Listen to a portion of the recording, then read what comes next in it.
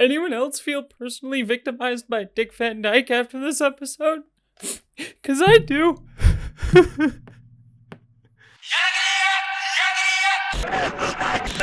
Alright, everybody, I'm just recovering a little bit. It'll be fine. But welcome, everyone, to WandaVision, my review of WandaVision Episode 8, the penultimate episode of the season, previously on.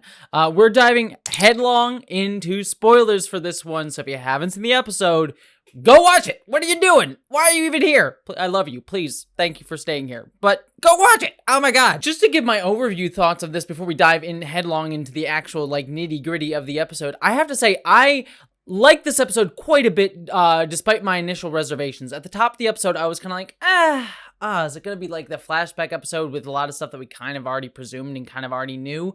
But I think by the end of the episode, it all culminates in sort of just building this picture of Wanda that I think really just tore at my heartstrings by the end and really, really worked. Though I do have some disappointments throughout, namely to do with some of the big picture stuff and some sort of the theorizing that I know us as fans kind of got let get away from us, as we always do with this sort of Marvel stuff. But there are a few things that I do think Marvel should have known better and were kind of disappointing, but we're going to get into all of that into the nitty gritty. So first up, we get Agatha Harkness's origin story, which I thought this was actually kind of a cool origin story. I like the kind of a couple subversions throughout all of this. I mean, you think she's going to be burned at the stake because she's a witch. She's a witch. Burn her.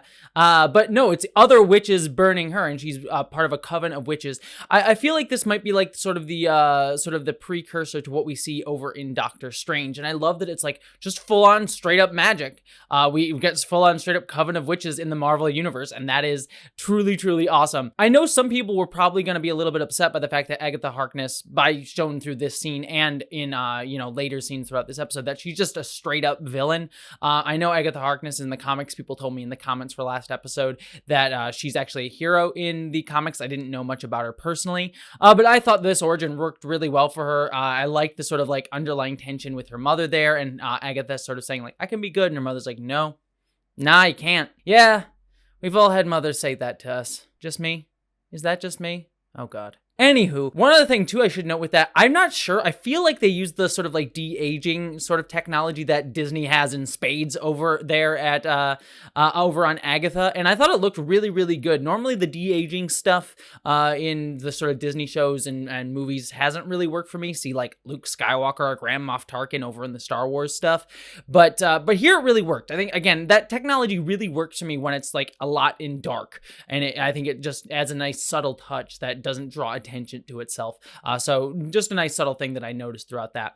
Then we go back to the present day with Agatha sort of confronting Wanda, and we get a lot of the answers that we've been looking for in this scene. So a lot of it what we expected, and then a couple disappointments. The sort of big expectation that I think we were all expecting is like, Wanda was the one that actually created this, but Agatha was the one coming in to sort of like instigate and do the sort of more evil things throughout all of this.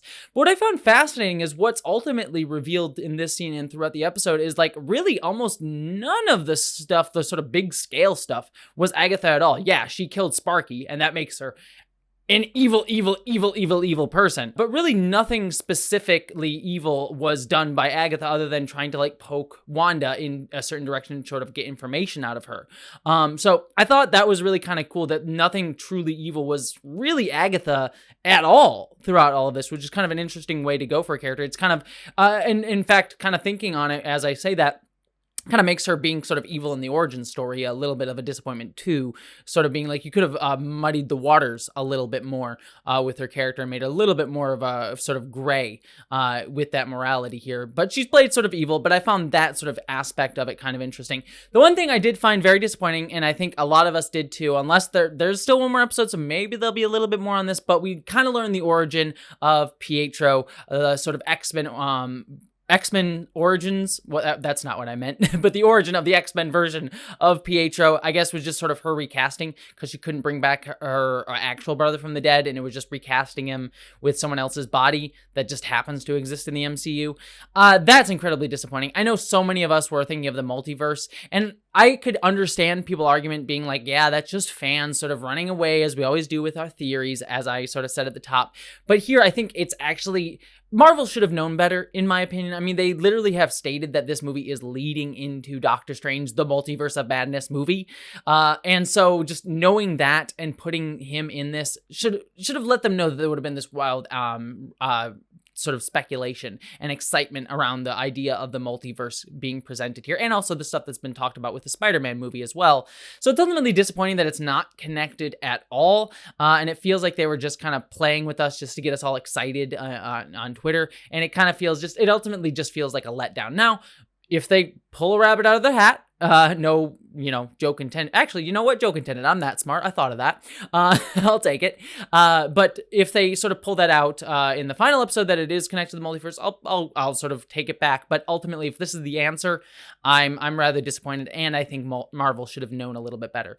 But ultimately, we get to learn that Agatha wants to sort of tear out this secret from Wanda. Why is she so powerful? And then we go through the previous eons, all the different scenes throughout Wanda's life. And I will say the first few ones were good, but a little bit disappointing initially. And I'm like, oh, is this just gonna kind of all be stuff that we already knew? Namely, the first two scenes, the one with her family and the one with Hydra.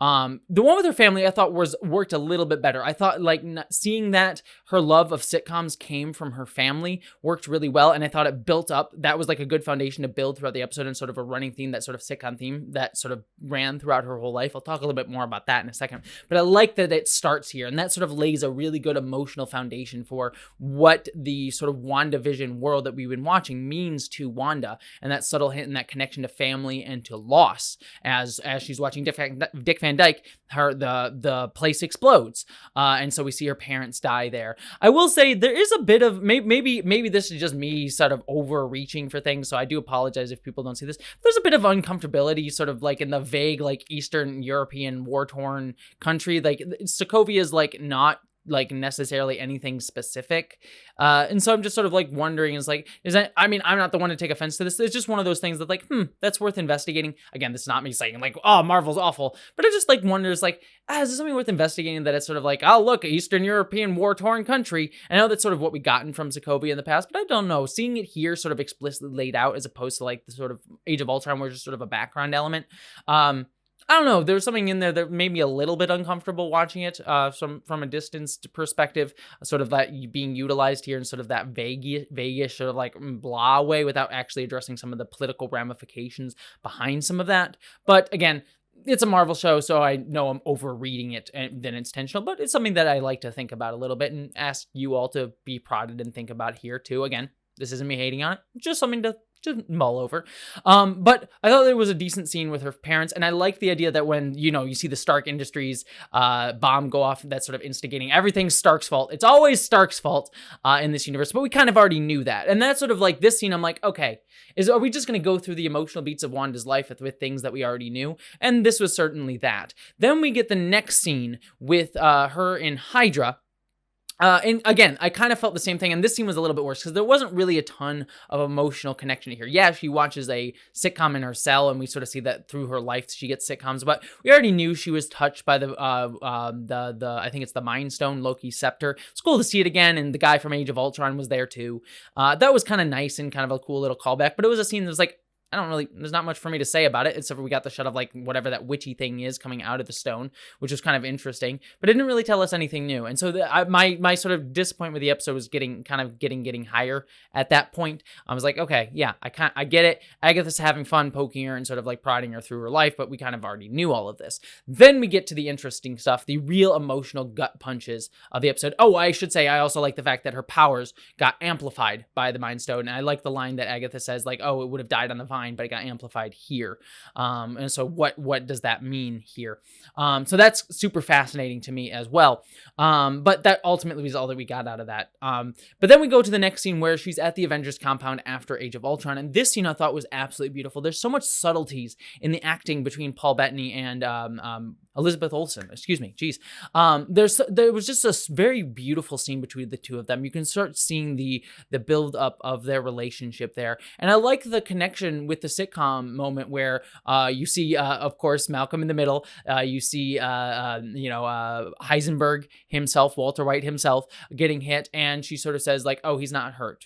That's not that kind of show." And that connects back to all the themes of pain and trauma that Wanda has connected to sitcoms throughout all of this, and Vision. I thought that was a nice subtle touch of like, she wants to live in a world where death and pain and hurt don't happen, and sitcoms allow that. I thought that was a nice little subtle like moment with using the sitcoms and what it means to her, and sort of building into the larger themes of trauma and loss that were going on, and pain that were going on throughout this entire episode and this entire series, really. So nice little subtle moment there. But the connection between the two characters was really beautiful. Them sharing that moment, you could really feel the true, like, I've said that almost every episode, but the connection between these two actors and characters is just so warm.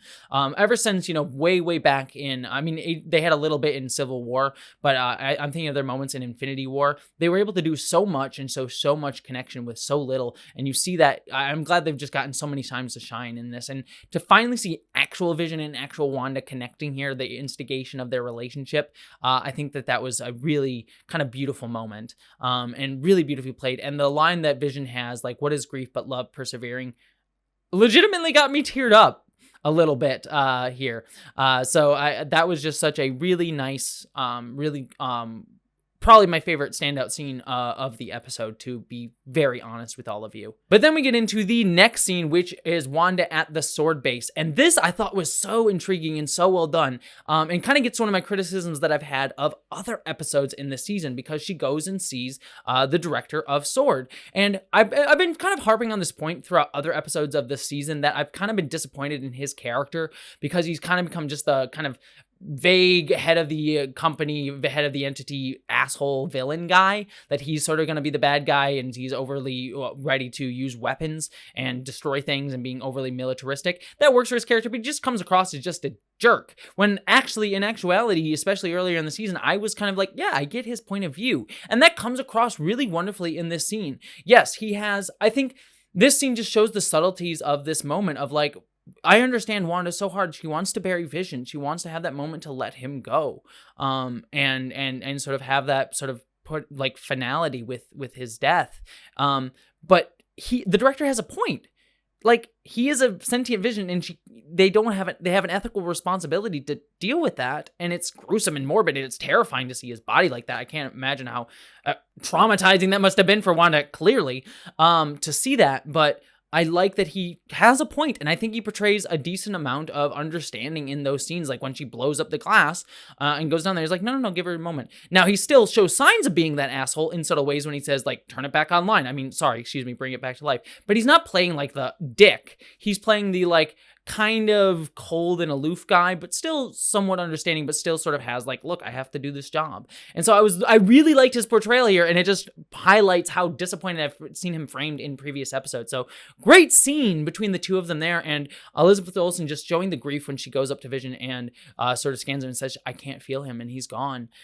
Truly fascinating, and I thought that was a really beautifully played scene and moment, and well done, and super intriguing too, because I like the subversion too, because we had seen earlier that Wanda supposedly stole Vision's body. So Hayward lied about Wanda stealing that, fabricated that evidence, which would have been a nice subtler touch if he wasn't already being played as an asshole. If this was the reveal, if he had been played understandably throughout the entire season, and then this was the moment we kind of got the sense that like, oh, he's been lying, that would have worked so much better than him being kind of portrayed as the dick for the past like 2 or 3 episodes. So it just kind of goes to that, but ultimately it's portrayed really well, and I love the subversion here. I'm just disappointed that like this wasn't the moment where Hayward's betrayal was revealed. It was sort of obvious earlier on.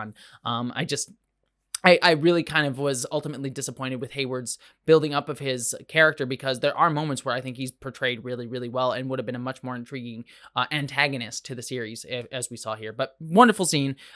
Elizabeth Olsen plays the devastation of that beautifully. And then she goes to Westview, and we see that Westview was going to be the place that Vision bought a home for her, and they were going to raise a family together there. And you understand, and this is what I was talking about. Like, I did not love the scenes like earlier on with her family and with and in the Hydra base, but I feel like all of those moments built to this climactic moment here where you just feel her grief of all of her loss and how much she just wants to live in a sitcom world where everything is okay and everything is safe. It all built up to this moment. And the latter half of this episode just was truly, truly amazing. And when she breaks the world and creates the hex, I buy it. And I felt that emotional gut punch.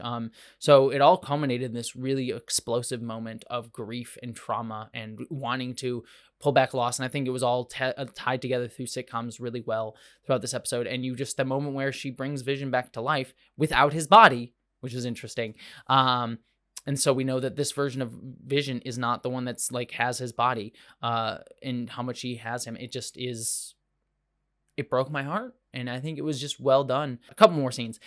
We see her going back out to confront Agatha. I love her costume there where she has her children. She's like, look, you are the Scarlet Witch. Again, this kind of gets into my kind of final critiques of the episode here with that, is that like that's played as the big revelation that she's the Scarlet Witch, that she's supposed to be this myth. And we kind of got, I like that it was sort of seeded throughout the rest of the season, but it ultimately kind of feels a little bit like, if we're talking, I think emotionally this episode worked really well in terms of building out the mythos of the season, in terms of like what the sort of big reveal was going to be. I feel like ultimately it's a bit disappointing. We'll see where it goes in the final episode, but ultimately I feel like this sort of reveal of how it all fit together was kind of like exactly what we expected it to be.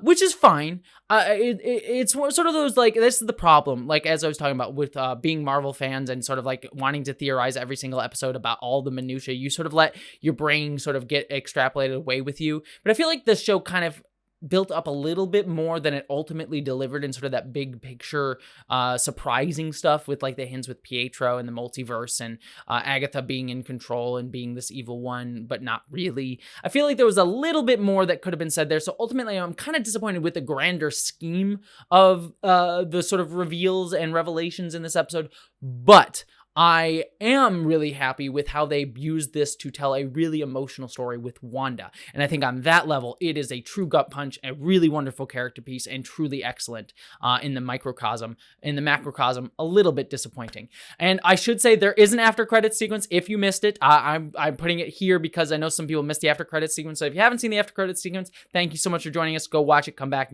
we'll talk about it in just a second. But the after credits sequence, super cool. It kind of plays into, again, Hayward has been lying. I'm thinking Assassin's Creed, everybody. But he has been lying, and he had Vision's body the whole time. That's the weapon that Darcy sort of found out about last episode. And so we're setting up to have an evil Vision that's powered by Wanda's magic as well. So that is super interesting. It reads very Logan-esque to me. So we're going to probably get a Vision versus Vision fight like we see in Logan, Wolverine versus Wolverine, the sort of dark version versus the light version sort of thing. I think that'll be kind of fun. And again, would have worked really better if Hayward had been built up like this is the treacherous moment instead of it sort of been hinted at too much beforehand. But I think that's a cool little after credit sequence hinting at where we're going to go in the finale of WandaVision. I am very, very excited. Like I said, ultimately a few disappointments overall, but I think emotionally this is really resonant and works great. Fun episode with a few disappointments along the way, but ultimately overall just great. So I'd love to hear all your thoughts about this episode down in the comments below. Don't forget to subscribe to this channel as well for more discussions of WandaVision. For next week, discussions of LGBTQ issues and pop culture issues and social issues through pop culture. That's all right here on this channel. Also, don't forget, also I will be doing Captain America and the Winter Soldier when that comes out after WandaVision, so that'll be also on the horizon. Don't forget, I also have Patreon that you can help me out at as well. That really would help me out and does mean a lot and helps me get to do this full time, which I'm hoping to do in the near future. Really working towards that. So if you can give a few bucks over on Patreon, that would really mean a lot, and you get yourself your own cool perks as well. But beyond all of that, thank you so much for joining me, and I hope that you, as always, live long and prosper. Patrons, you are my patrons. You are so awesome. So here are your names. Catherine Lambeth, Eli Berg-Moss, Ashley Allen, Bo Kiki Yo, Miranda Janelle, Ashlyn Solstice, Greg Gillum, Stephen Kleinard, Camille T, Randy Thompson, Stephen Schuhart, Boyd Earl, and Mary Beth Earl, Wellington Marcus, Wayne Twitchell, Rick Osborne, Roar, Ish the Mad, Piston Twisted Garage, Dominic Noble, Buttoneer, John Steele, Michael Beam, Gavin Robinson, Carmen Olson, William Stewart, Amanda Ronya, Hannah F., Nathan Olson, Andrew Jorgensen, BBD, Jason Knott, Maeve, saying it twice because I can, Andrew K., Bree Beecher, Jasmine, Nathan Steele, Skylar Gray, Lily, Tiffany Danger, Sean Piper, Wen Dizzle Bizzle, Bush, Jane Packard, Geek Filter, Mari Neckard, Jacob Tovar, Polymenia, Celestial Dawn, Jean Mithune, Sarah Bystam Din, Mark the Edge, Corey Honkanen, and Vale the Pale Dunn, Lysa, W. Randy Eady, Andrew Lamoureux, Zone 1 Librarian, and finally, Michael Hardy. I am sorry for that, but seriously, thank you so much, patrons. You really mean the world to me, and you really are changing my life, even if I may have changed your life for the worst with my singing. Thank you so much for all of your support.